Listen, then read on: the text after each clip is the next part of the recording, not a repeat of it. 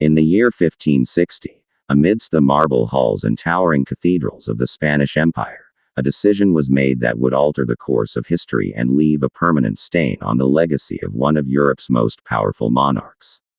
King Philip II of Spain, a ruler anointed by divine right, made a decree that stunned his court, his clergy, and eventually, the world.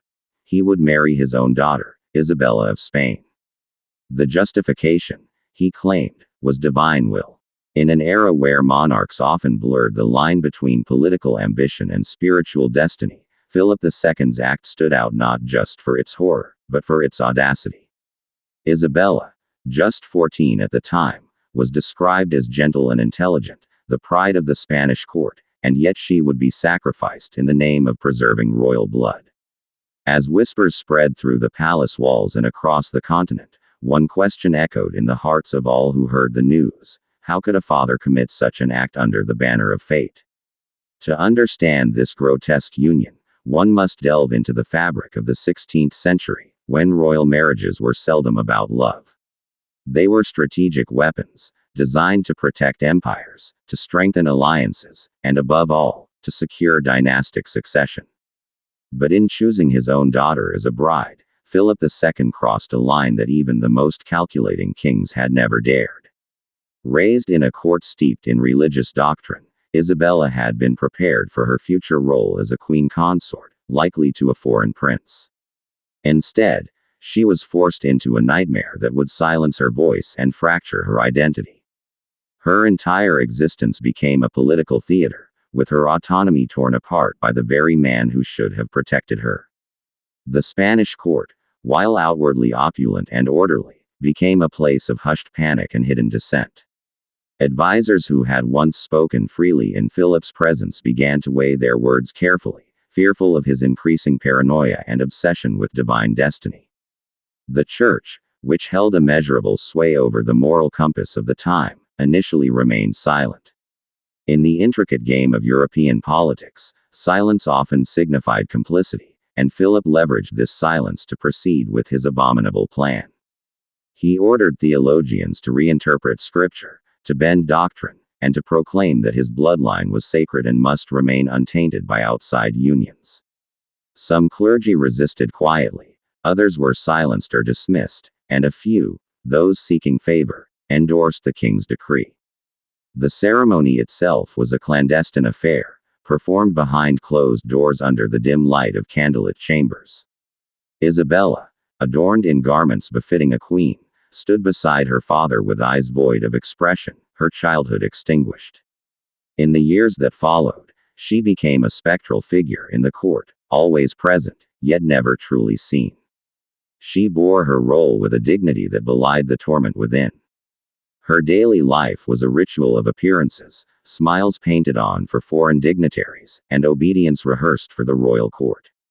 But in her private chambers, surrounded by tapestries and gold, she wept for the life she had been denied. Philip, meanwhile, continued to justify his actions through proclamations of spiritual necessity.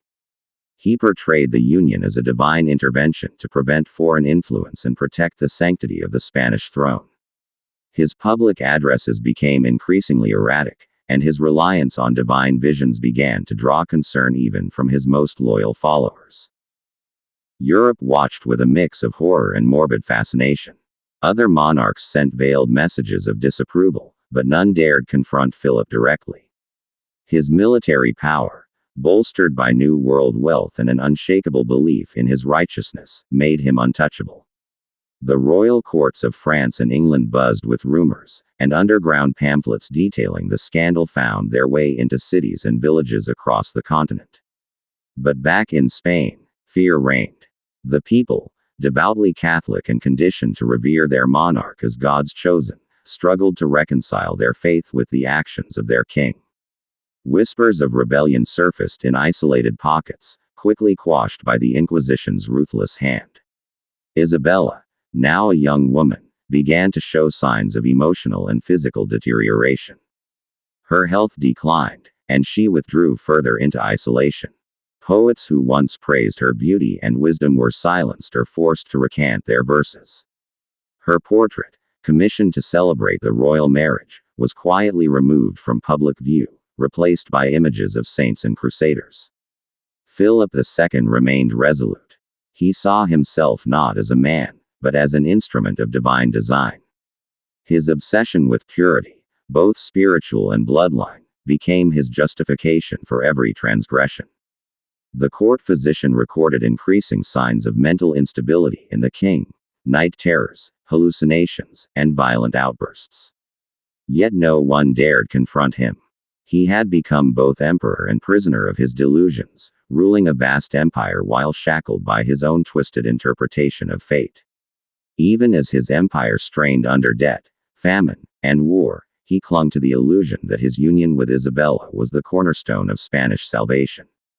Isabella's final years were marked by silence. She was rarely seen in public, her voice reduced to ceremonial recitations. Her health failed completely by her mid-30s, and she died quietly in a secluded wing of the palace. No grand funeral was held, no state mourning declared. She was buried in the royal crypt with a single inscription: "Daughter of the King, Bride of Destiny." But history did not forget. Her tragic life became a symbol of power's corruption, a tale whispered in corners of monasteries and written between the lines of censored chronicles. After Philip's death, his successors sought to erase the scandal from official records, commissioning historians to rewrite timelines and destroy documents. But fragments remained, in letters, in journals, and in the collective memory of a people who had witnessed too much. The Spanish monarchy never fully recovered from the shadow cast by that unholy union. Though the empire persisted for another century, its foundation had been irrevocably shaken. Generations of royals that followed struggled with legitimacy and public trust, and the monarchy's spiritual authority waned. In time, artists, playwrights, and philosophers used Isabella's story as a grim allegory for tyranny and blind faith. She became a symbol not of royalty, but of sacrifice, the ultimate cost of unchecked power. Today, while official history rarely acknowledges the tale, in the old quarters of Madrid and the ruins of royal chapels, the legend endures. They say that on quiet nights, the halls of the old Alcazar echo with the faint footsteps of a girl forever lost to the machinations of empire, a daughter betrayed by the very throne she was born to uphold. You've just witnessed one of the darkest punishments in history. But many more still lurk in the shadows. So if you dare, subscribe to Torture Vault, where every scream from the past still echoes.